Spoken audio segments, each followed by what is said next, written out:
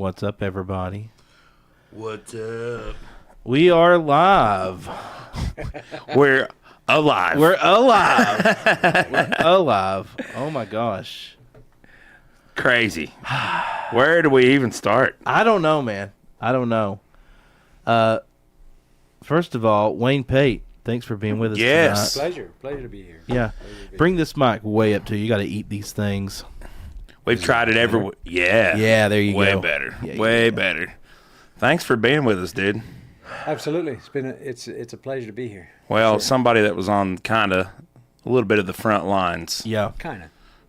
So, give us the latest. We'll go back and recap what all havoc has happened in the last little bit, but just for the locals, where are we at, Wayne? With the town? So, in terms of the town, and even, I guess, let's start with the broader county. It seems to me like the donation base has reached what we can handle in terms of Critical warehousing. mass. Right. For stable food type items and the stuff you'd find at the grocery store, essentially. Yeah. Right.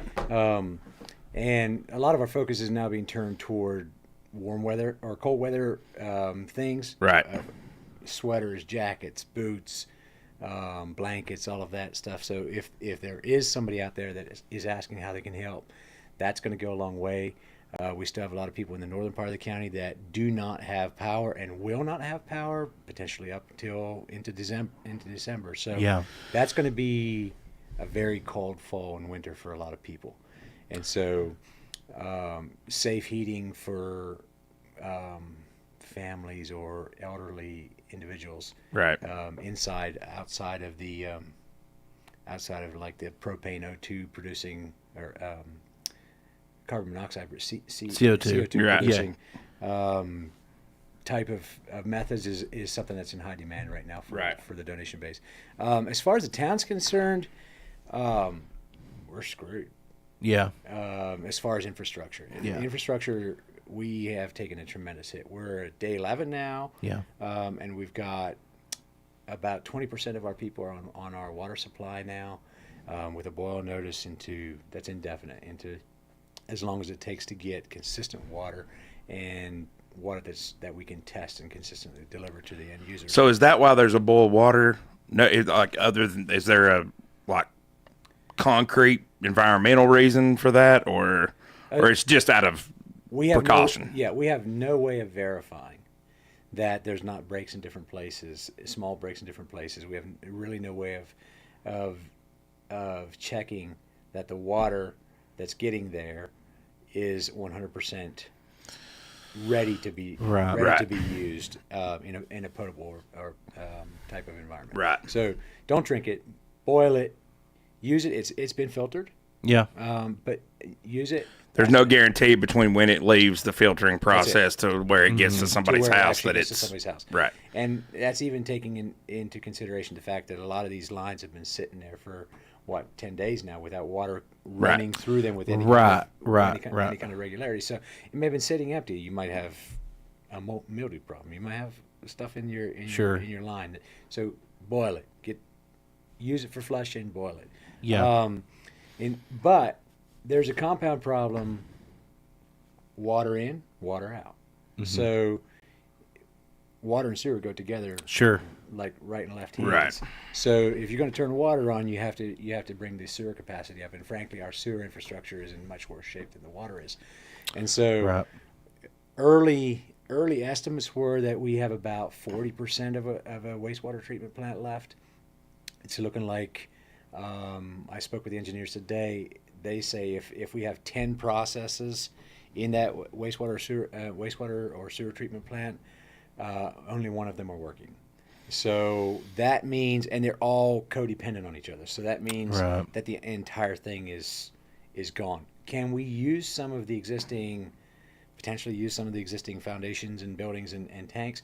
Possibly. There's one portion of it that's was up on a little bit higher ground. Yeah, it didn't get into that big tank, right? There's a big bio tank that we use. We call them bugs. probiotics to Right. break Right. down Ridex, basically. right. Like industrial Correct. Ridex. Industrial grade bugs to break down the bio Mass. waste Solids. mass in the solids. That appears to be in good functioning shape. We're going to have to drain it. It's gotten septic. We're going to have to reseed the bugs. Right. All of that's going to have to happen before we can use it. But the actual tank and the delivery system to the tank appears to be. Man, that's good information to know. Yeah. Thanks for breaking it down like that, because I think that's what people want to know. Is like everybody's like, okay, where are we at exactly? Right. Like, and what should we expect? Because I said from the beginning, like, I just want to know what is going on, and that's been the problem the entire time. Is there's no Right. communication infrastructure, and I would imagine that's been made coordinating folks any sort of recovery effort exponentially harder. Well, Yeah. when you've got the issue of roads being out, trees blocking roads, absolutely no cell phone service, absolutely no internet for the first 5 to 6 days of this, and you have department heads running to all of our water assets. We have wells, we have river outtakes, and we've got the reservoir up at Beaver Creek. You have them running to all of those different assets trying to assess the damage, but they can't even get there without walking a mile and a half to get to some of them. You've got to park the truck and walk through the deadfalls. About 3 days in, most of the roads were open, but you still had to the reservoir in particular. You still have a long ways, about a mile and a half to hike to get there. And when we got part of the way up, we had a gully, a 30-foot deep gully, that the outflow of the reservoir had washed into the side of the mountain. We fixed that, patched the pipe and fixed it. Thought we could get to the breast of the reservoir, and getting up to it, we had another one that was 50 feet deep, and Quartz Corp is working on filling that as we speak. And so we had a big challenge of getting to our primary, our best water source, right from the get-go. So you have department heads, saying all that to say, you have department heads trying to assess damage, come back and report damage to other department heads who are potentially working on checking the pumping stations in the sewer system. And all of this has to be linked together. It's a collaborative effort. So I might miss Joe by 5 minutes coming into the town hall, and if he didn't leave me a note and I didn't leave him a note to find out exactly where everything is, we're talking 8 hours, beginning of day, end of day. That's all the communication you've got. And so you get the guys in the ditches, and they've been out there all day, and there's really no communication. There was really no communication at that point. So fortunately, the fire department had a Starlink. We started getting a little bit of communication. The county actually, our county manager actually started setting up daily emergency meetings, and that was super, super helpful. Where from 10 o'clock to 11 o'clock or 10 o'clock, and it's now Everybody's in the same room. Everybody's in the same room. We're getting daily updates. It's actionable intel. We can go out and start to put that to work. Right. A lot of networking happened there. A whole lot of neighbors started linking arms and working together toward things. And so that started the old-fashioned way, started getting neighbors together and working together. And that's a process to practice routine to get into anyway. Yeah, when you're used to such instant, I will never again, ever in my life, take being able to just send a text to somebody for granted, for real. for granted. Actual words, with a phone. Yeah, it's amazing. I know how valuable that is. Right. Yeah. Even just a text. And we could do none of it. Just to clarify, nothing. We had nothing for like the first 3 days. Essentially. we had no communication. So I remember me and Laura on the second night. This was, I guess, on Saturday night, maybe. Can't remember. Maybe Friday night. We went to the police station because we were just kind of like, we just want to know what's going on. What's up? You know, so who do you go to? The police. Right. Not only that, the chief of police in Spruce Pine. So we pull up. Casey's there. We walk over. I'm like, so I don't want to take. I know you're. He had just gotten back. It was like 11:30 at night. So this is the aftermath he's dealing with. I say, Casey, just real quick, 2 minutes. Just tell me what's going on, just so I can tell somebody or whatever. He said, we don't know. Yeah. And it really Then he says, the only communication we have right now is a radio, and he said there's 700 people on it. Yeah. Yeah. He said, how do you How do you differentiate? How do you, yeah. Which, that was a very sobering, thing to hear. Yeah. It's like when the officials that you depend on literally can't know what's going on. Right. That was like, oh my gosh, we're in a blackout. And not only, we weren't just in a blackout, we might have been the blackest of the black up here, I think, because our cellular infrastructure is not, I would imagine, anything like it would be in somewhere even like Asheville. But you learned that all of Western North Carolina is basically in the black. Correct. Yep. And so of the 43 cell towers that we have in the county, I think 3 of them are operational at this point. Still, we have some mobiles that have been set up in different places, which in Spruce Pine proper and Bakersville are actually helping the signal come in. But that's where we really are. Wow. So, yeah, and you can imagine the first 911 calls were essentially people getting on a four-wheeler and getting to the fire department as fast as they could go. Right. And so we were taking calls those first 2 days. I was involved with cutting open roads with a chainsaw. My buddy and I had an excavator and a chainsaw. EMS would need to go somewhere. They can't get there. So we're in there cutting out openings to some of the critical arteries where we knew people were at risk ahead of time. But if EMS would get a call, we'd be there to open up a road for them to go side by side in and get people out. And it was analog. It was all literally voice dictated. That's insane. Operations. And I would imagine you were following up on 911 calls that probably happened, 2 days before that? In some cases? Could have been potentially 2 days. Yeah. Early on, it could have been. When we had the daily meetings, then at least Miss Wiseman and her staff could bring things to everybody's attention, after those meetings started. So it got better very quickly, but it's quite an experience to be without all of the underpinnings of what we consider civilized society. And maybe that was like the first shock to me, was that the cell service went out. Yeah. Well, and you expect at least to be able to this is my phone. This is what this is how we do. That is though, right? Why? Because the towers don't talk to each other. The towers, your phone talks to the towers. Mm-hmm. The towers are still, some of the towers are still sitting there. Your phone talks to the towers, but the fiber, there's actually a fiber that connects tower to tower. So all these poles are down. Fiber wires are laying in the road. They've been, so they don't talk to each other wirelessly. No, they don't talk to each other wirelessly. They talk to each other with a hard fiber They're connection. repeater towers. And so, exactly. So until the fiber gets replaced, which looks to me like it's going to be one of the last things that gets replaced in terms of our physical wired infrastructure. Right. Cell phone service is going to be down unless we have mobile tower service. This was shined a glaring light on how vulnerable our infrastructure is. Yes. I mean, we are so vulnerable. Well, I mean, it's scary. When you have what would be a conservative estimate of how many trees fell? Just if you had to take a percentage, like 30% of all the trees. That's what I was going to say. We're talking acres, thousands of acres of hardwoods. When we were cutting ahead of EMS, we were cutting 40-inch red oaks that had stood there for. Jeez. I mean, it's a shame to cut them. It hurt to cut it. It's like, this was a beautiful tree. I hate to see the oaks and the poplars go. The pine trees, they're a little more brittle and they're fragile and they're going to go. Mm-hmm. You expect them to go with the kind of wind we had. But to see the kind of trees that were uprooted because of all the moisture saturation we had in the soil, and then getting that kind of straight line winds was just. I heard somewhere that depending on where you were in that entire event, the pre-event that happened, the pre-show. Yeah. Yeah. Which I thought was crazy.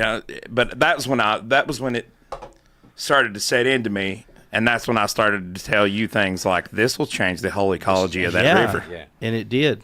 It did. I hate to say I was right, but even I told you, even I qualified myself. Yeah. Even I was like, well, maybe not the entire, but it did. It absolutely did.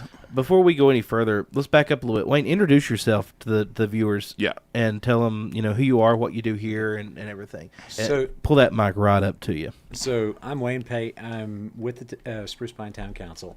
I work in supposed to be working as a town council member. That all kind of went out the window, and I'm filling up a lot of boots that were outside my purview. Yeah. But, Right. Everybody is here, so Yeah. that's who I am in that. Cool. Yeah. I mean, that's really been the incredible thing is, man, a lot of people have really stepped to the plate. I even just remember that on Saturday night, I got my kids out of here and went down Jonas Ridge. Right. And, compared to most other places, Jonas Ridge was really not all that bad, but there was a ton of pine trees down there. And all it was pines. Those brittle, old, tall pine, long leaf pines everywhere. And as we were on the way down there, it was pretty sketchy, going down through there. We had to dodge a bunch of stuff, but there was people. Yeah. Go in the dark? Go in the dark. And and it was just plain old everyday people out working with whatever machines they had and whatever chainsaws they had. Yep. And when we came back through, I dropped them off in Hickory. Came back through, that entire mountain was cleared when I come back through. When you come back through, for sure, because you came later than I did. Yep. But I was just stopping and telling every one of those guys, thank you so much. And I came on one guy, I'm like, thank you. He's like, where the hell even am I? He was like, we were supposed to be here after the first storm. And he said, we were just on our way and we lost cell phone signal somewhere around Statesville, he said. It must have came back ever since they came through. Yeah. He said, so we just came to the first thing we saw and started cutting. No way. That's it. And he said, well, we don't even know where we're going. He said, there's no, and that was the other thing. There was no maps, no GPS. nothing, Yeah. no nothing. And you would have even thought like, well, the GPS would work. No, it didn't. It didn't. I thought GPS was on a satellite. Well, it is, but it still gets It relies on its information from the internet. Right. From the yeah. So I mean, you could get the map, but there was no detail. Right. It was just whatever. It had the basic overlay of things, just insane. I don't know, but so, man, the outpouring has been unbelievable. Yeah, I want to piggyback on that and Yeah. just say something Yeah. about.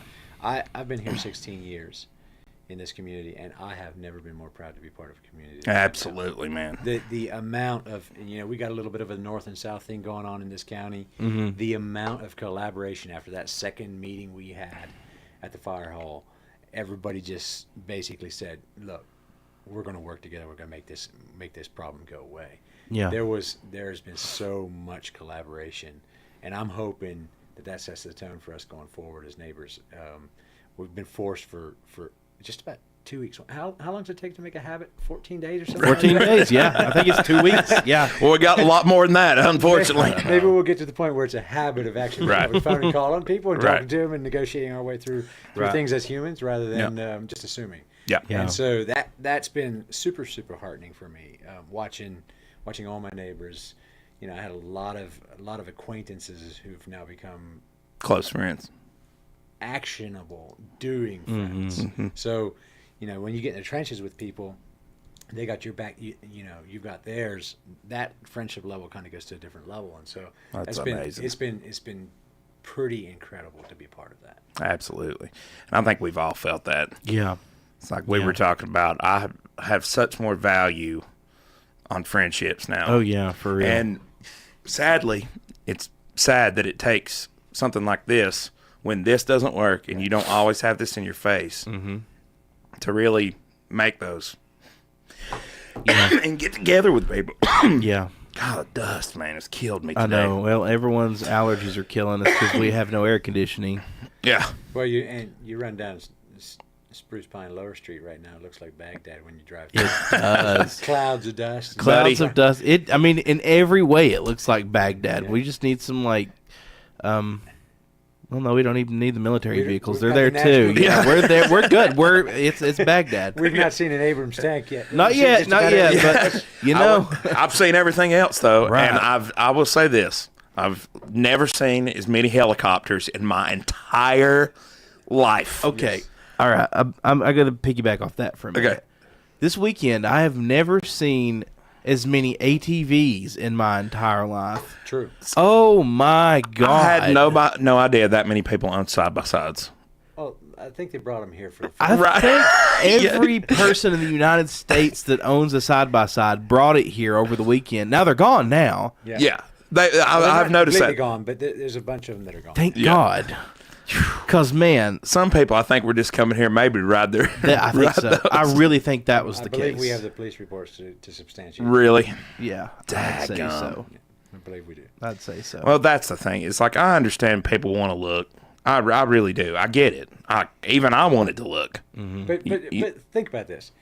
You're bringing a $60,000 or $70,000 jacked up, pimped out UTV into an area where everybody just had lost their house or worse, Right. And you're just joyriding with a pack of bottled water in the back and a chainsaw strapped to the top of your roof just because you want to be here. Yeah. You're not even stopping to find out if people are okay. You're not really doing anything here. You're just acting like you are.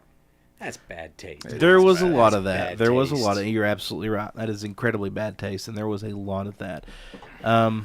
Something else I've seen that we've ran into are people coming in from other areas that are all gun ho. Like, for instance, without naming any names, there was some people come out here to help somebody with an O2 cylinder. How they found out they needed an O2 cylinder, I don't know. But they were not from here. We don't know who these people were. And the people they were going to help were not home. The neighbors told them they weren't home. They had left earlier that day. They would be back later. They wanted to break their door down. And luckily the fire department was there and was like, hell no, you're not breaking their door down. These people were ready to bust someone's door down. To give them oxygen. I guess that's one way to get oxygen into a room. Man. Do you want to help or do you want to just be like I know. a badass? And I'm not. I don't want to complain, but No, I'm complaining. I'm complaining. I'll go this far. It's probably not even 5% of the good-hearted people that came here. Sure. Were cowboys. I know. sure. Yeah. Were cowboys, but we had some cowboys here. We Oh did. yeah. There was some aircraft landed in some places that probably shouldn't have landed. Sure. Right. I believe we had a little single prop plane land on Alta Pass Highway just below the hospital in helicopter airspace one day. Whoa. And you know that every county airport is in Just- an airplane right. 3 minutes. Right. No point in that. Come on. We know you're a good pilot. You don't have to prove it to us. Now you're just showing off. No, But it's like, honestly, I think we've got enough bottled water now. I think it might be safe to say that you could take a shower in bottled water, and I'd say that we'll be good. yeah. Yeah, I'm pretty sure. Yeah, bottled water and peanut butter crackers. Yeah. We're good on that. No, you were exactly right what you said earlier. It's going to start cooling down. People need things to heat their house with that doesn't require electricity, Right. and that's not going to kill them. They need warm clothes. They need coats, sleeping bags, blankets, stuff like that. That's where we're at now. Okay. I agree. I mean, and that's how it's kind of changed. And it's almost like there's like a couple day waiting period, and then all the stuff that you said you needed starts kind of coming in. Yeah. At first, obviously, it was water, it was food, it was all that. Then the next phase, correct me if I'm wrong, it's probably clean up equipment. Yeah. Equipment. Yep. Then dehumidifiers Generators. and fans and generators. That was the next goal. And I'd say we're probably even just about golden on that, don't you think? I think the northern part of the county can use as many generators as we pump up there for us. Absolutely. The difficulty with that then is going to be getting gas to them on a regular, consistent Right. basis. Right. And so there's been hospice was trying to meet the need for gas, take gas along with them on their visits. Yeah. There's everybody's doing above and beyond what's typically inside their job Right. description to do, but we could use I think we could still use quite a few generators in the northern part of the county. Sure. Yeah. Without hurting anybody's feelings. There's gas available. Gas is now for sale here again. Right. Yeah. Thank God. Yeah, that was kind of an interesting experience. At the That first area. was, traveling to Hickory and Johnson City for gas. Right. I will never, ever let my car get below a quarter of a tank ever again. Yep. Never. Yep. I agree. Take that track down 181 to Morganton, you're going to need at least a quarter tank. Yep. And that was where I was at the day after this happened. Josh went with me down to Hickory. He had to stop in Morganton because he was about to run out of gas. Yeah. And then waited for 2.5 hours in Did you line really? to get gas with 0 miles left of range. Like, oh Ooh. my God. That's a fun kind of an experience. That is a great experience. Yeah. Yep. 0 Thank miles God of for range. my little Yaris. Right. It's about 50 miles to the gallon. I'm telling you, that was the emergency mobile. Yeah. It went Yeah. it went anywhere, and used no gas. Right. It was great. I've gained a whole new respect for that little Yaris. Yep. I already loved that car actually because it's so awesome on gas and all that, and it's like a little go kart you drive. I'm gonna It's have fun to to buy drive. one. I'm gonna have to. I'm buy telling one. you, Everybody dude. needs a Yaris in there. Everybody does. Yep. And I've learned that you need a generator, Yep. a chainsaw, Yep. most likely. I now have a few of those each. A couple of generators, a couple of I've learned chainsaws. that there's 2 types of water, and I told Wayne this. There's drinking water and shitting water. Yep. Yep. True that. It's true, True that. that. That's going to be the most challenge. So, Wayne, you got your head wrapped around this. What's next here? Like, what's the next, like, say 2 weeks look like? So that really depends on how much help we get from the government. If I'm putting it out there real clearly, we had our governor visit us today. We made some pretty clear asks at that meeting. We've been making asks. A lot of the asks up until this point were facilitated through the original incident management team that was here through FEMA, employed by FEMA, and they did an amazing job. We had multiple things that I asked for that I had within 24 to 48 hours. That's amazing. You mind if I ask, like, what? Things that I had personally Yeah. asked for. Well, at one point we were trying to make sure that the hospital has everything they need in terms of Right. water and sewer. So we asked for 2 stainless steel 18-wheeler tanker trucks to haul water. We had them within 24 hours. We asked for rigid tanks for a septic system. Those I still have not seen. But I asked for some bladders. We asked for different I things. saw the bladders. We've got the bladders and the hard tanks now Yep. through Good. an NGO. Everything there is working as of today. As of today, they're completely self-sufficient at the hospital. Let's go. with water and Awesome. sewer. Go. That's amazing to hear. Fantastic. And they went from not admitting patients to opening up the second-story floor, opening up the Mosey Phillips building, Good. and the pharmacy. Good. And they're consuming 30,000 gallons of water up there a day and keeping up with it. Wow. So they have thanks to Samaritan's Purse and some other organizations, they've got about 30,000 gallons worth of sewer holding capacity, and so they're trucking it out of here. Wow. As What an incredible feat. I mean, that's a insane. huge feat. that was a big deal. Yeah. We multiple times would ask for more policing power. So when we first got gas at the gas stations, Right. we had Yeah. fist fights and shots fired in some cases. Really? Well, we had fist fight. I'm not sure. We had shots fired at one point. I'm not sure if it had to do with gas or not. But Wow. But I don't doubt it that, turned but into wow. people turn into animals when their very basic needs aren't met, and They so do. the National Guard within 24 hours we had extra guardsmen, we had extra police support, we had the wildlife. The game wardens were here, and they helped us with the policing. They helped us with policing at the hospital. Helped us That's with policing amazing. at the Valera stations that were the first to open. The distribution centers have policing, and so all of that stuff was issued immediately. Don't forget that when you do that, when you ask for 250 guardsmen to come in, or 80 guardsmen to come in, or 5 or 6 additional police departments extra help to come in and take weight off our shifts, you also incur the need for more shelter, Yeah. all-around services. So we've got a 250-person emergency services base camp on the way to Hughes Hill behind the Chevy dealership. Wow. Anybody should see. Went up within, we ordered it, I believe it was the 3rd or 4th day into this, it got ordered. And it was fully functioning on Saturday evening before I left to go to Salisbury to take my day off.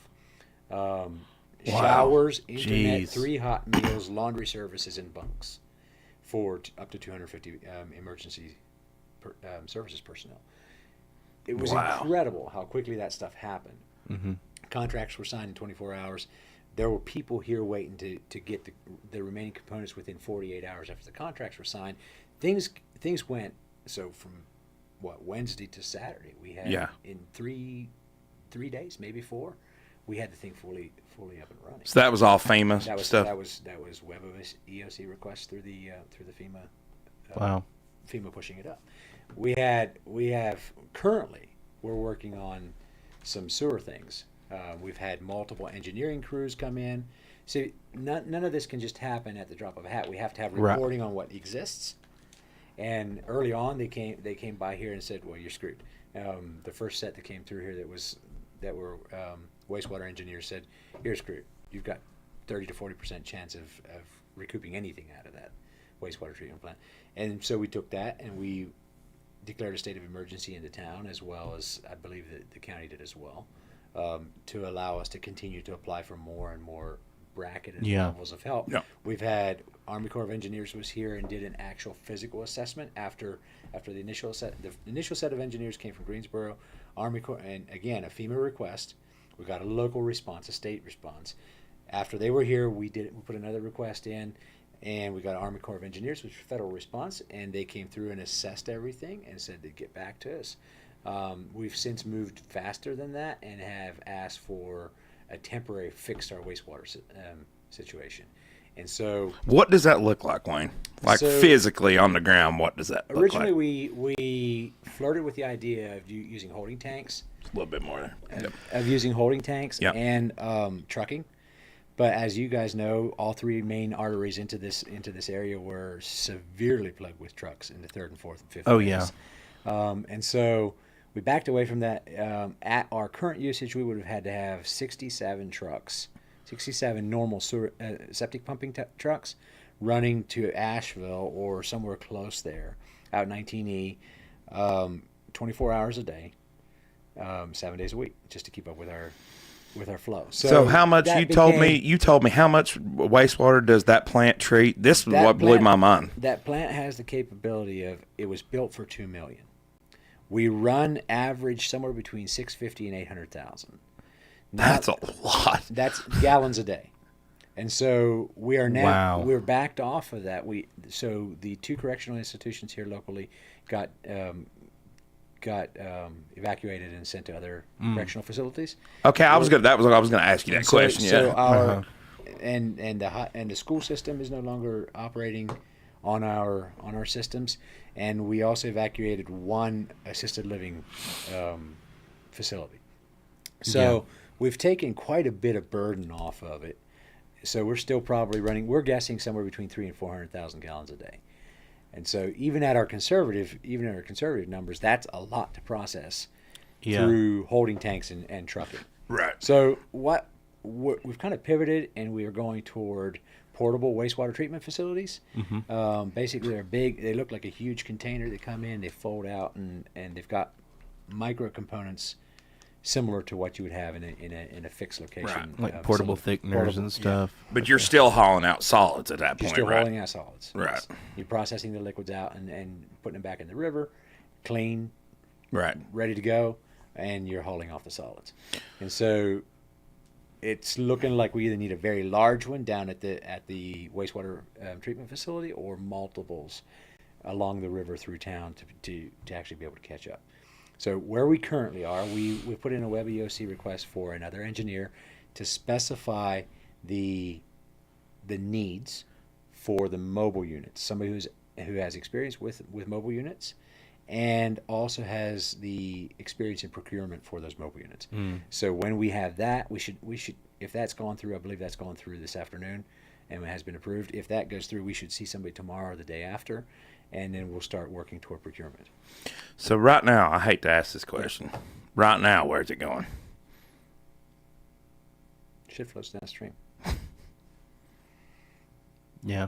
That's what's sad. Don't know what else to tell you. Yeah. If you go down to Lower Street, the manhole covers are oozing sewer. No control over it. We've been using bucket showers and bucket flushes for almost 2 weeks now. Yeah. And that level is starting to creep up.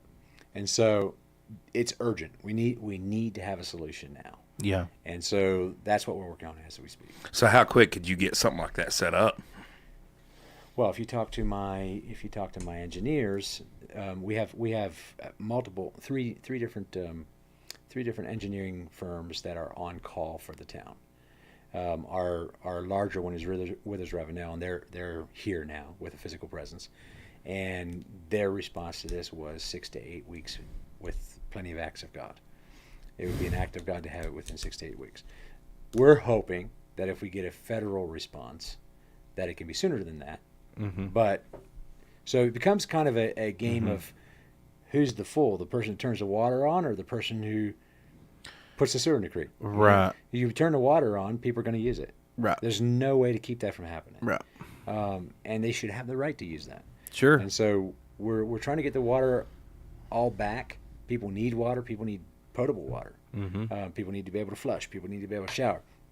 But it's going to be an exponentially terrible problem. It's got to go somewhere. Because it's got to go somewhere. Doing nothing means it goes straight into the river. Yeah. All of our sewer mains along the river are broken in. When I was cutting trees early on in this whole process, there were water pipes and pipes like straws in sand everywhere, like just sticking out of the ground. So our infrastructure is in a million pieces. So it's going to run. It's going to run to just the way water does. Run to the bottom, the lowest point. So it's going to work. Dang. Are we going to be like Flint, Michigan? Is our water going to be flammable? Well, our water was flammable on Friday. It was. There's no That's question what about was. that. I'm telling you, the smell of that kerosene or heating oil. I think it was heating oil. That was more sickening to me than even the wastewater situation. I know. When we first had that, that was a lot of fuel went into the river. Where did that come from? I wasn't familiar. I'm not familiar with that. On down Tri-County and Tri-County and Googe. And Googe both. Wow. Which, I mean, no blame to them. Well, no. And in fact, I was told that the Tri-County guy, the last time it flooded, applied for some FEMA. That was Jeff Googe, but I believe I believe both of them tried to move it. They asked for the right to move their tanks off the river, and the government response was, once a brownfield, always a brownfield. Stay right where you are. Wow. And so maybe they changed their tune this time around. I don't know. This is a lot of fuel in the river as a result of that. That's a whole other thing that comes way after this. Yeah. Is there's going to be an environmental cleanup. Yes. That's going to have to. It will probably take years. Oh, yeah. After this. Yeah. Yes. Fortunately, I don't think any chemicals from the mining companies got into the river. We hope not. I don't think. Well, I know they didn't at Schoolhouse and at Red Hill. I don't know about Quartz Corp. Yeah. But at the Sibelco plants, all of our bulk storage is still completely intact. Nice. That's good. I don't know about Quartz Corp. So that's another thing. Where are we? Have you heard anything from them? I mean, as probably two of the biggest employers here. No, just in terms of the status of where they're at. So both of them are They're operational working. as of Yeah. today. Okay. Oh, they are. Okay. So- That's new to me. So the commitments from both of the mines were amazing Yeah. in terms of their response to this community. Kudos to the mines. Everybody should give them a round of applause for their response. They did an amazing job. They paid for operators, machinery, and gas or fuel to help the community out for that first week. They continue to run parallel operations with their onboard operations currently, and I don't know how long that's going to go on, but they really responded in a big way. Yeah, they're back working. All of their higher level expertise is employed at the mine, and some of their skilled labor in terms of operators and equipment operators and all of that are still helping with the Mitchell County recovery part. That's awesome. Well, good. Yeah, I go back to work the 15th. Oh, Yeah. See, we haven't talked in a couple days. Right. Yeah. Well, I just found that out today. Nice. Yeah, I go back to work the 15th. That's what Very cool. TNI is going to be. Well, that's good. And, that's something, you mentioned we had the governor. I was there as well. And I've got all that on tape. And it was a good meeting. I felt like. It Yeah. was a very good meeting. Brief. Right. But he's also got a lot of stuff to get to, so I'd I love to understand it. see that. Yeah. Well, I'd like to upload it, Yeah. and I think we will. I wish there was a way we could get it. Can you send it? No, I bet you can't get it into the email or drop. Yeah, Could I you can. get it in the drop? Yeah, I can drop it. Okay. I'll do it after this. I was planning on Yeah. it. But what was I going to say? Sorry. The governor. No, you're good. What Dave and Trish. Yes. Dave Niven spoke up in the meeting with the governor, and he was really, and you'll see it on the video, was very worried about his employees. He's like, look, we're fine, but I've got 12 employees that there is literally nowhere else for them to be employed. Right. It's all gone. Yeah. It's all gone. Right. And you can't go down the mountain. It's all gone. Right. Even if you could get there. So this, nobody's gonna drive 2.5 hours for a $10 or $12 an hour job. It's not gonna happen. No. It's just not financially feasible to do. No. And I thought what his point was very salient. It was straight and to the point. Like, FEMA's going to have to come up with something better than temporary unemployment for $300 a week with a cap of $12,000. Correction, that wasn't FEMA. That's our state emergency. Okay, unemployment. okay, yeah. So the state immediately rolled out an emergency unemployment portal. Yeah. Everybody in these 13, I think it's 13 or 14 counties, maybe 12, can apply for it. Anybody who's not been to work can apply for it and get X amount per week going forward. But you cap out at around $350 per week, $350 per week, and there's just nobody here that's going to stay alive on that. No. And No. it doesn't even come close to what even our lowest paid employees in this lowest part of the workforce, lowest paid part of the workforce in this area, take home. And so, yeah, his point was, look, you've just admitted that this is unprecedented. It's the worst storm North Carolina's ever seen, according to the governor today. Can we get creative with the programs to get people some money so they can at least stay here and go back to work when we open back up? Yeah. Right. So they're available. So they haven't moved off the mountain, or they haven't moved to Hickory or Charlotte or Asheville to try and reestablish themselves, because you can only not work for so long. You can only cap off cash flow for so long before you've got to make some serious decisions. And so that was his whole point. Yeah. We got a question in the chat, Chase. Cody Crowder asked, Chase, can you touch on how high the wind gusts were in the area, and do you know if and how many tornadoes came through? I don't know that I've seen a lot of people keep talking about tornadoes. I never saw one. We were talking about. I don't know if I've seen a whole lot of evidence of tornadoes. You may have. Now, what I did see a lot of evidence of was what they call straight line winds, which are commonly associated with the right front quadrant of a hurricane, and they can be just as powerful. And you're talking about when those. If I had to guess, this would just be my guess, and he asked how high the wind speed was. They were predicting 70, 75 mile per hour gusts. Yeah. I don't think it was necessarily the gusts that killed you. I think it might have been the sustained winds were quite a bit higher in a lot of places because of the mountains, the way the mountains interact with the wind. Right. That would be my guess. Now, out at Laura's place, I can almost tell you that was straight line wind. When you see trees just dominoed, that's when that's probably something. And those straight line winds, especially when, think about it, if you've ever, maybe anybody who's ever been to like New York City, the winds are not particularly high, but when they start blowing between buildings, they get filtered that way. And it's like putting it through a wind tunnel. And they literally become, what's a 40 mile per hour wind gust or something like that can come through an alleyway. Same thing in the mountains. It's the same principle, just same phenomenon. It's physics, Well, speaking to that, cutting driveways open and roads open, I saw a lot of different wind related tree damage, and you're exactly right. There, in most cases, we had what I would have considered a derecho, just a straight line, all out wind gust that just laid them down in dominoes. But if you get up on Swiss Pine Lake, some of those places, it looks to me like it was swirling. That's true, because we did have several places where large trees were laying in all directions. Right, like somebody threw a bunch of sticks on the ground. Right. Was that a tornado? What I've heard from the people that chase weather is that there's not really any evidence that there was a tornado, but it could have been the eye of the hurricane. Right. It could have been. And in hurricanes, there's not you can get tornadoes that are like prolonged. You can get those, but typically what you get is these just sometimes called spin up tornadoes. Right. It almost like a dust devil in a way, except in the middle of the eye of a storm, basically. Right. Right on the eye wall or something like that. And I mean that storm was literally formed enough. I mean, it was a tropical storm even when it got here. So, I mean, it was formed enough to where... Sorry, I'm just wondering how many Tasmanian devils caused all that. But Swiss Pine Lake, now let me tell you, that was one of the craziest. Swiss Pine Lake looked like an atomic weapon went off out there. It looked... That's exactly how the north end of the county looks. Really? Yeah.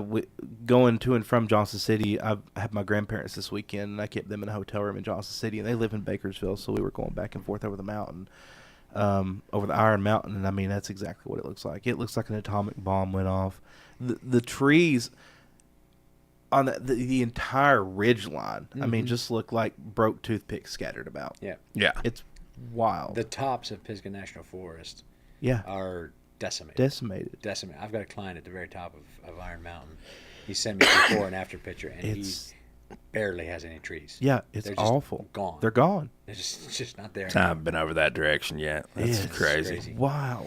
Now, not just the flooding. Like we've been up Culver's Creek, in behind the Carolina Hemlocks there one day. We were going to check on a couple people. I rode with some guys side by sides again. That was the only way you could get in there. And that was the craziest. Honestly, that was some of the craziest flooding damage I have seen. What looked like this.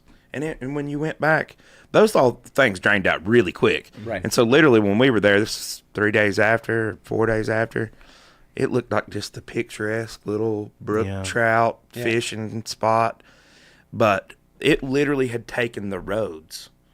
And you began, and then the pavement, and then turned up like this, and then just a culvert, laying out in the middle of nowhere. And I mean it was unreal. And then there were places that were so bad, the road was so bad that literally people had cut out an old logging trail that people used to run with like 4-wheelers and stuff. So cut it out for 4-wheelers. We went through there. And then when they came back, they were cutting it out for cars to go through the middle, literally the middle of a laurel thicket to get out of there.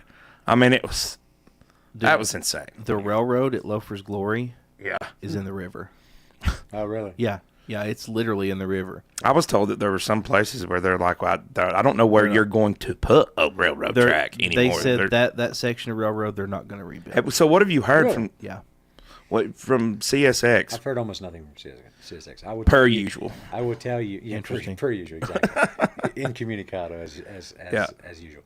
But it's been interesting watching them in downtown Spruce Pine and the way that they get in there and compact quickly. They've had to rebuild. When you go up Greenwood, like you're going past Ingalls. Yeah. We lost a whole bunch of road, and there's a bunch of pipes in there as well. It's a straight bank to the river. On the opposite side of the river, CSX has this exact same issue. They've been in there compacting and putting layers down and compacting and putting layers down and slowly building it up to where they get the same level that they had before.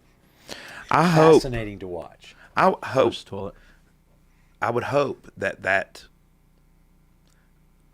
train level. Ty McCormick, he presented me with something. Yeah. And honestly, I needed to have shown you this before.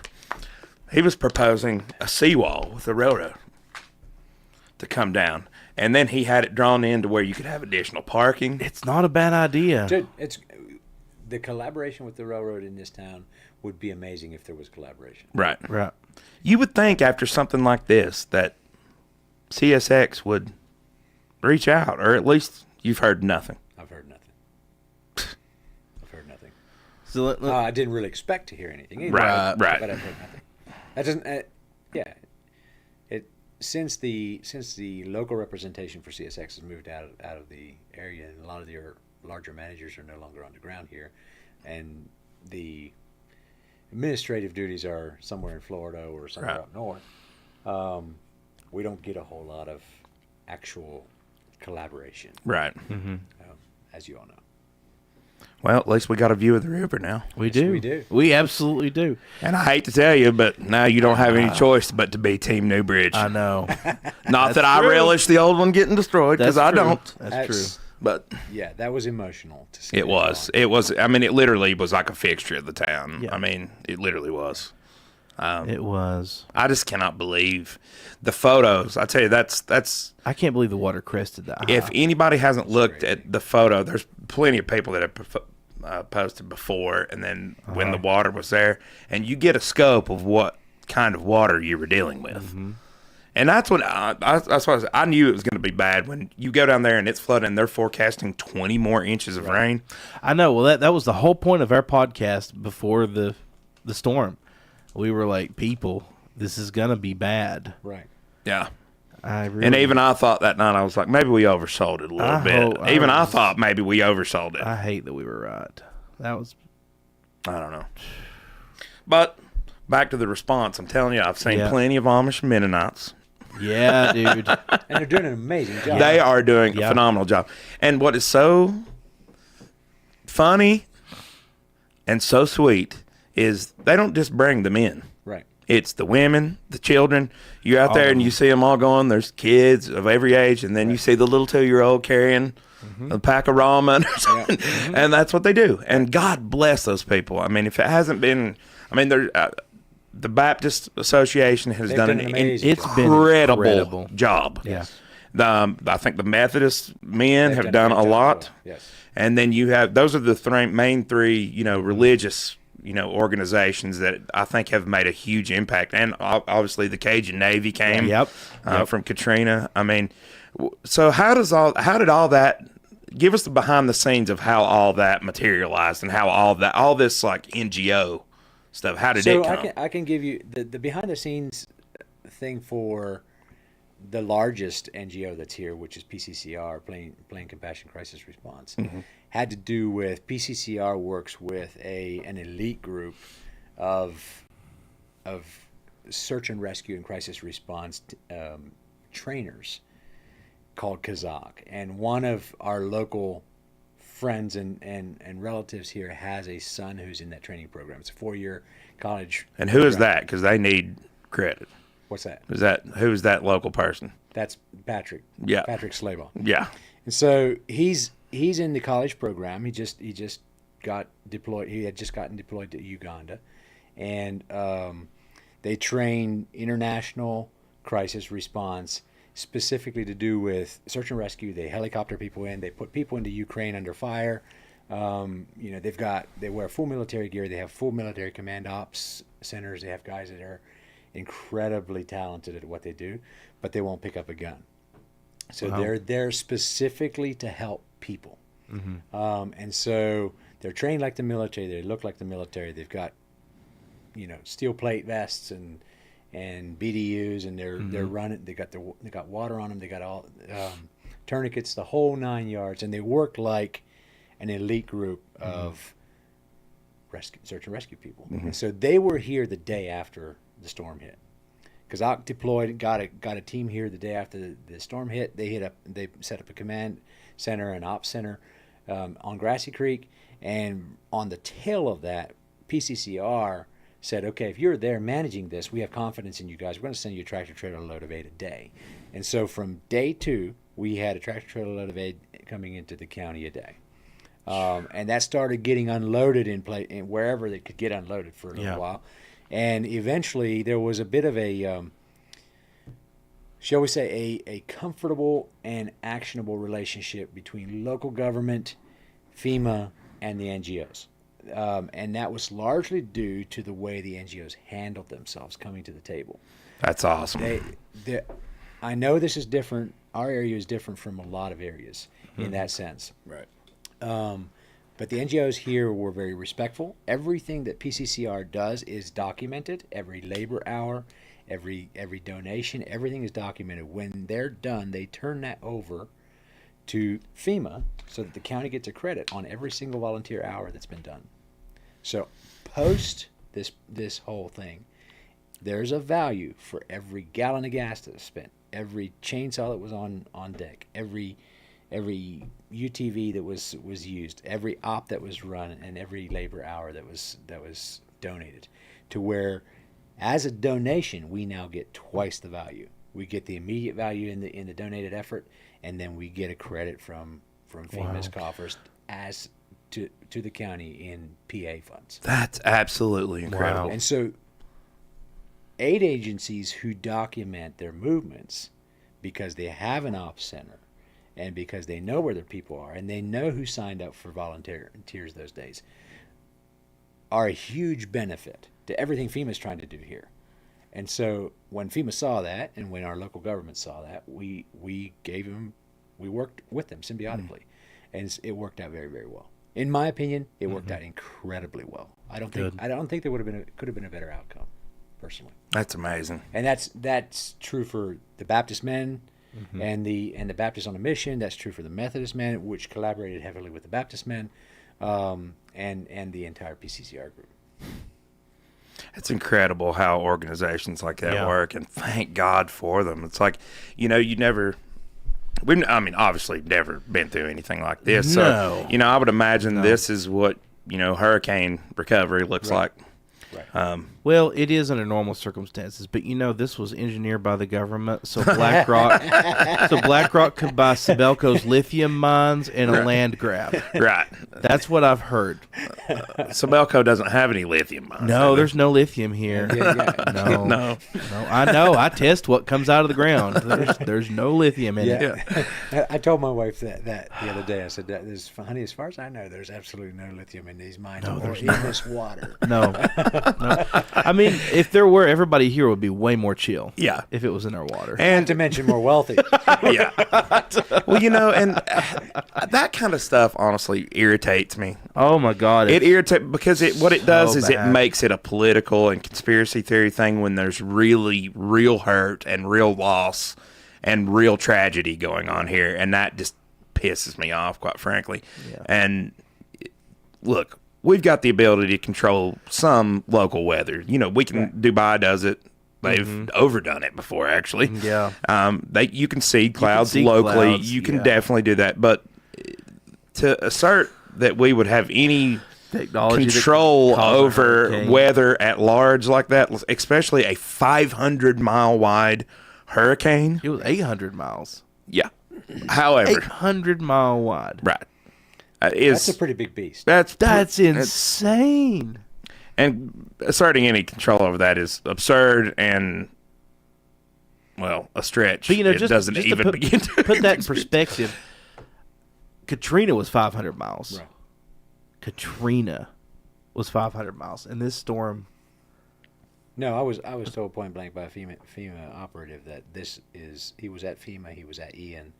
This one will end up being much larger in scale. Yeah, across the board. I've heard that too. I've heard this is the worst natural disaster that has ever hit the United States in recorded history. Right. That's insane. In sheer scale. And we don't know how many casualties. No. All I hear is gossip. No one knows. I know. We won't know for a long time. No. Yeah, and we may never know. No. The true count. No. And I don't want to go into any of those stories because No. frankly, right now, that needs to be with the family. Right, And, it's a sensitive issue. we can talk about that way later. Yeah. But I don't know. I mean, it's just, again, in the face of such tragedy and destruction, it has really given me my people points have probably never been higher. Yeah. My belief in people, just everyday people, and their compassion and, want to help and want to give has taken a huge boost. Yeah. And I agree with you. I couldn't say it any better.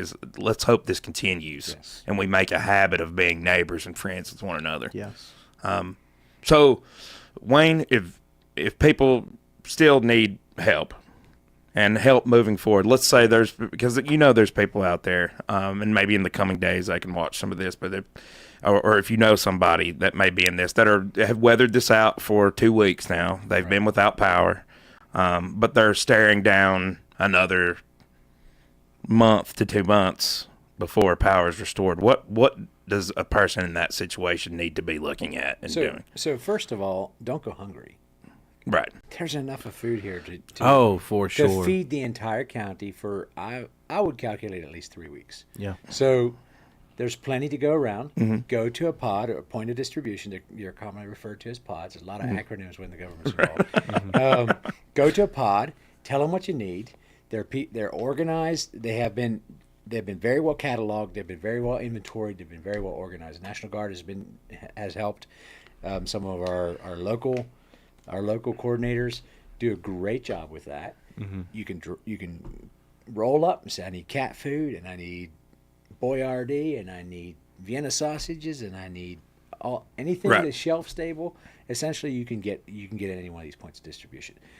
Take advantage of it. You're not taking it from someone else. There will be more where that came from, and there are people in the wings waiting to come and drop more off. That's something I've seen. Please don't let your pride get in the way of taking care of your own own kin. Yes. That's the first. To me, that's the first thing. Secondly, you need to get to the public relations branch of FEMA once it's set up. The people are here to do the talking, but I believe it's going to be at the senior center or somewhere around there where they're actually going to be set up, and they're going to have people where you can sit down face to face and say, this is my situation. How can I be helped in this situation? Everybody should at least go and explore that option. Absolutely. And then look out for each other. Look out for your neighbor. Cross the fence. Yep. Shake the hands. Say good morning. If you got, Don't be alone. Don't be alone. Yeah. We are not. If anything is taught, even if COVID didn't teach you this should teach you Yeah. that humans aren't meant to be alone. No. So there's been some suicides in the mountain area since this whole thing. Oh man. Please don't get to the point where you're so alone that you get that low. Yeah. There are other two-legged creatures walking the road Yes. next to you. Yeah. Nice ones. They may be nice. You may They're even see an probably- Amish. They're probably, You may get out and see some diversity. Going to be. Yes, exactly. So please reach out and try to make human connections, because whenever we hit crisis mode as humans, we tend to rely on each other more. Ego kind of goes out the window. Yeah. Lots of the things, grudges that have been held for years, can tend to just kind of disappear. It's not as important as the thing we're in right now. Now's the time to make friends with your neighbors, and so depend on your neighbors, depend on your local assets for sure. Awesome. Yeah. So, where do we go from here? Well, so now that I have, and I'm sorry, everybody. I know that I hope this has been watchable. I know we've been dropping frames and it's choppy in places. I have Starlink. It's not my normal. He's a rich man. He has that. I am not a rich man. I'm not a rich man. I make terrible financial decisions. No, I'm saying you have a Starlink. That makes you. It makes me wealthy. In this In this scenario, you might be better than most. Yes. So we have this now. Yeah. We should utilize this. We should broadcast every day if we can. Sure. Whatever you want to do, whatever you can do, I've whatever information we can put out there. I've been here since the beginning. I left one time. I haven't left since. Me and Laura are going to a wedding that was pre-planned. Now, it's supposed to be a black tie wedding. I might show up in muck boots, and they're just going to be all right with it. But I think everybody will be happy just to have us there. We're going to get out just for a few days, get down to Raleigh, and at least open our eyes. And that's something that if you have the ability to do, roads are Right. slowly but surely getting better. Johnson City is normal. Yeah, we spent 2 nights in Johnson City. Yeah, Hickory, at FEMA, it seems to me, and correct me if I'm wrong, I applied for my FEMA. I was approved for lodging. Right. I was too. For, a couple nights. Actually, It's indefinite. I think it's kind of about- indefinite. What I gathered by what the response was is 1 room per 4 people. Right. They will cover that room. It's not going to be the Hilton, grand No. bohemian, but it'll be a clean room. Get out if you have the ability. Everybody deserves to take a good hot shower and feel like a human, and maybe get a bite out, even if it's at a fast food restaurant. Take that opportunity, and that seems to be, to me, one of the easiest things to get from FEMA. Am I wrong? That's true. Nope, you're absolutely right. I think that's what we all going to have to do eventually. Yeah. And Wayne, thank you for everything you've done. I mean, it's been my pleasure. I have to tell you, and I'll brag on you, dude. You have been a source of incredible good. Nate and Ken Schlabach have stepped up to the plate in a way that I don't think this community could repay them with what they've done. Wayne, I appreciate just somebody who can – you're a very good communicator, and you do a great job communicating complex information in ways that people can understand. And that's why I thought this was so important. Okay. And, Ralph Haas was going to be here, but they go back in session tomorrow with the sole intention. He's doing much more important things. They go back into session tomorrow night, but he was like, he told me, he's like, I'm sorry, I can't be there. He's like, and I think he wanted to, understand. But they go back in to vote on a disaster bill and to fix some of this stuff that we're going to desperately need in the coming bits. But thank you, Wayne, for everything you've done. I mean it from the bottom of my heart. It's you are one of the best dudes I know, and this town is lucky to have somebody like you. Yeah, really I mean that. Agree. 100%. I mean that 100%. Thank you, guys. Anything else, Josh? Can I say one more thing? Yes, absolutely. Go for it. So, just a kind of a broad message. Mm-hmm. You hear about FEMA and local relations being strained everywhere. Mm-hmm. National news is great at picking up a random interview here about with somebody that has got an axe to grind and publicizing it all over the place. I want to tell everybody who's in the situation we're in, ego kills cooperation across the board. Mm-hmm. The old-fashioned ability of being able to sit at a table with people you don't necessarily agree with and have different objectives than, and figure out what this person wants and what this person wants, and start sewing a patchwork quilt together of what everybody wants and needs to come out to the greater good is something that we need to get back as Americans.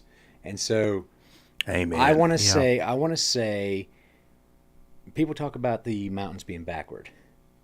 Well, the backward folk of Mitchell County have done a darn good job of sitting and listening and then acting together, even despite their differences, with federal agents, with state agencies, with inter-county agencies, across the board. They've done an amazing job, and they should be an example for the entire Western North Carolina, in my opinion.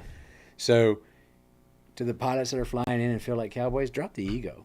Go where they tell you to go. Mm-hmm. To the people that are here, don't kick people's doors down. Don't kick people's doors down. And if you're cutting a tree, go to the door and shake the person's hand and say, "I'm so and so with so and so, and I'd like to cut the tree off of your house if you'd like me to." Don't just show up unannounced and start cutting trees off. You might get a gun put in your face. Mm-hmm. Yeah. And have some respect. Drop your ego. Drop the emotional roller coaster you're on, and connect humanly with your neighbor. Man, that's things great can go so advice. much. Things can go so much better that way than what we see in a lot of places. Well, it's heartening to me to hear that this is happening. Right. Because you hear, and I think partially some of that is mountain people we don't trust the government by and large. Are you here from the Tennessee Valley Authority? But we already don't trust them. I wish they were here. But I would love to have some power. Yeah, exactly. No joke. But when it comes to these types of things, it's really heartening to hear that it actually is working. Right. Yeah. And thanks in no small part to people like you, Wayne. There's a lot more in the county that have contributed to that. And I could mention there's some names that are definitely going to get credit when this is done because of the good work they've done in terms of negotiating things. Very, very, very, very proud to be part of this county. That's awesome. Well, we're proud to have you. Thank you. Yeah. I would like to tune in with my own question, if I could, too. Sure, Wayne. Noah. Yes. This is something that I personally want to know. What do you know about what the schools are doing? Yes, I meant to ask that, actually. So, thank you, Noah. And thank you for segueing in on that. The schools are waiting to get an answer on water and sewer before they make a definite return to classes date. There was a conversation today about possibly opening up before Thanksgiving, and the conversation was had about whether or not we could give a definite date on water and sewer for that to come to that objective, and we can make no commitment for that. And so we kind of gave some pushback and said, figure out a way to go back to the COVID days and get study at home in the meantime. Roll that out. You can get that out in 2 weeks. Hopefully by then there will be enough of Starlink and cell service. In other words, it's probably more feasible to believe that the wired connections in our county will be up before we get water and sewer. Wow. And so that Holy was cow. that was the comment that was made. Gotcha.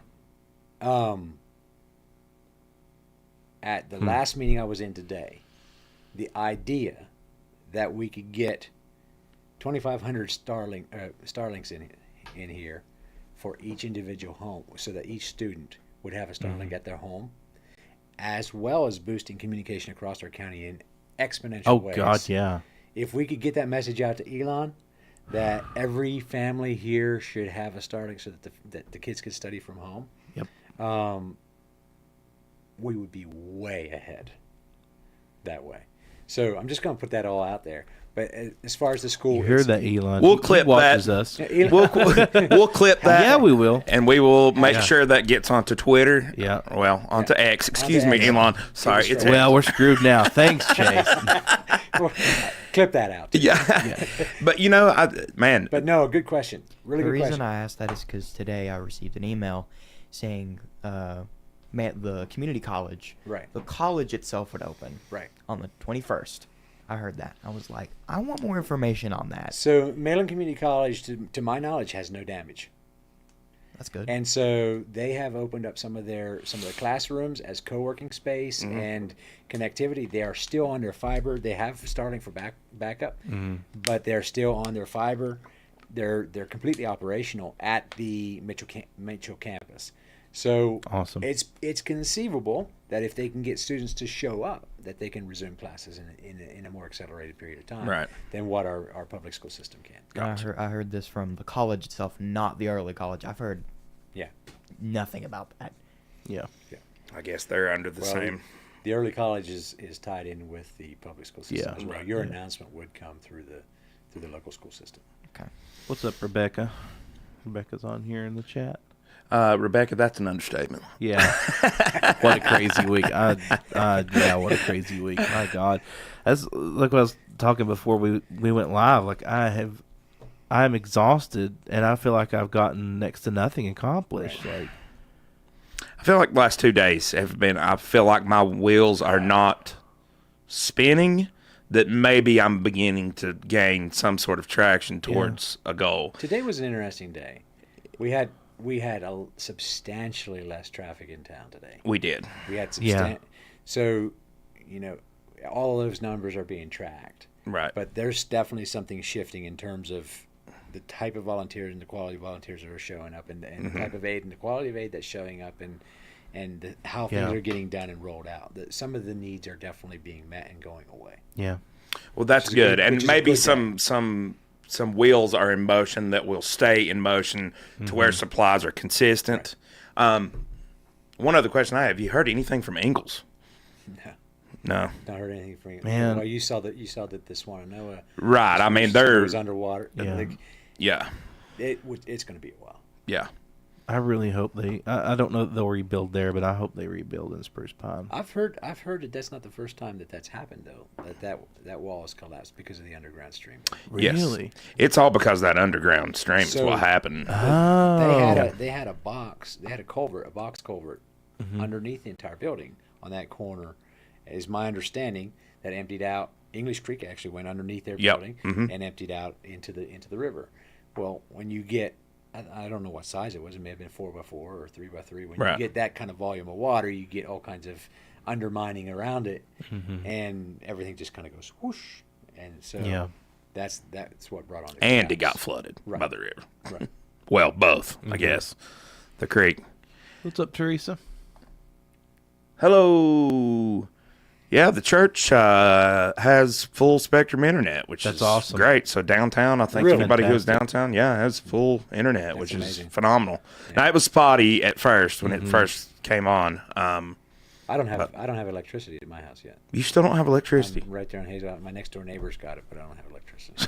I'm still dipping water out of it. That was where I was that at. sucks. That was where I was at the house when I guess the neighbor down from me. They were on that main line. Right. Him and Aaron. That's next to me, up just a little up the hill. They both had it, but nobody else in the whole neighborhood had it. But they were just Yeah. on that main line. They got it yesterday. But man, thank a lineman. Thank Oh, a, yeah. For a real. volunteer. Hug a lineman. Yes, these. I mean, to be 100% honest with you, the job that they have done in such a short period of It's time, incredible. this was devastation and destruction on a level that I don't think anybody that probably came here has ever seen Right. in certain places. And they have worked remarkably fast. And the guys that I've seen, they do not mess around. Right. They're not fooling around. No, they're not fooling around. They are working quickly and they're working hard. And thank God for them. I mean, Right.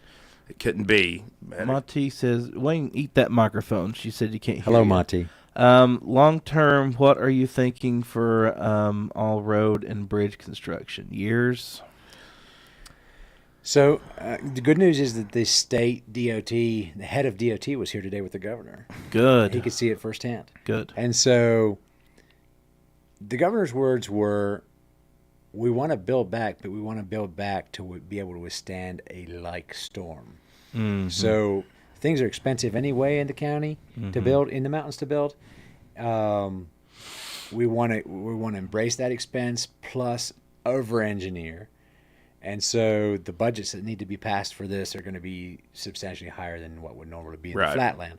And so I don't know, in terms of time, I don't know what to expect. Yeah. We've, Bakersville, the main drag of Main Street there got washed out. They filled it up with ballast, and then they put some gravel in, and you can get through there. Now, we may see temporary fixes like that soon, but actually getting bridges rebuilt and road infrastructure being back to normal, it could be a year and a half. Yeah.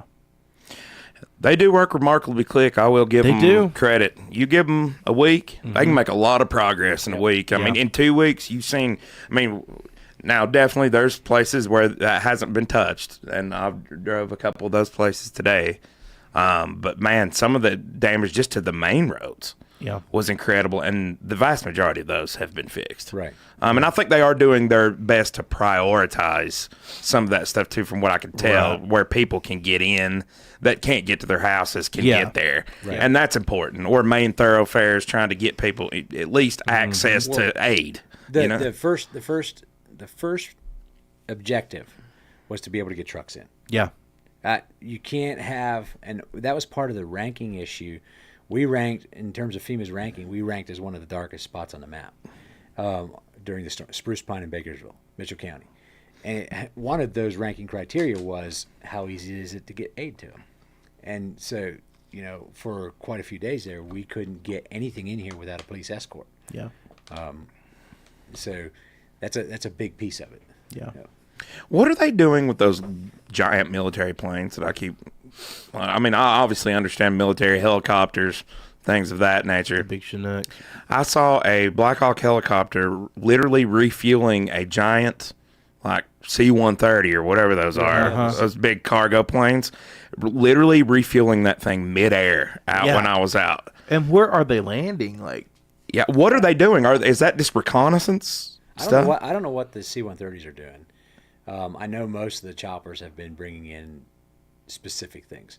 Right. Earlier, it was O2. We had a shortage of O2 canisters, portable O2 canisters. Yeah. It was O2. It was a bunch of stuff like that the National Guard was contracted to bring in through different avenues. Right. And a lot of recon. There was a lot of Right. recon. There was some mapping that was happening. That's one of the things that people don't realize either, is that FEMA has geo-mapped everything. Like they have a database of every 911 call, every body that's been recovered, every rescue that's happened. They have mapped and tracked everything. And Wow. if you think that that's not a large feat for Sure. 5 original agents, those people were busy beyond anything that I've seen. Belief. They were getting 2 and 3 and 4 hours of sleep a night, and they cried on our shoulders when we left. I want to say that for them. They were they were emotionally invested. Wow. So, yeah. God bless them. Wow. What a time. What a time to be alive. Why do I say that? When are we going to stop having unprecedented things happen? Like, is that the new precedent? Unprecedented things? It certainly seems like it, but I think this one takes the cake. Yeah. Yeah. I don't know. Oh, I have a question. Early voting. What are they going to do about voting in Mitchell County? So anybody that's been displaced from Mitchell County Uh-huh. to anywhere in North Carolina can go to any early voting center and vote. Okay. So you do not have to come home to vote. Okay, awesome. That's good. That's good information. They're going to continue on with the elections. Mm-hmm. The voting center has not, where it's physically going to be located here in the county has not been determined yet. Mm-hmm. Everything's emergency management right now. Everything's isn't it? emergency management. So it could be a circus tent with a That temporary seems pole fitting. to generate Yeah. electricity for the voting machines. We don't know yet, Right. but those things are some of what's being decided in Raleigh this week, Okay. Awesome. as well as the initial. Because I think there's has 120 early- million being released for Oh, wow. emergency funding here. Wow. Is what part of the conversation is. Has it started yet? Has early voting started?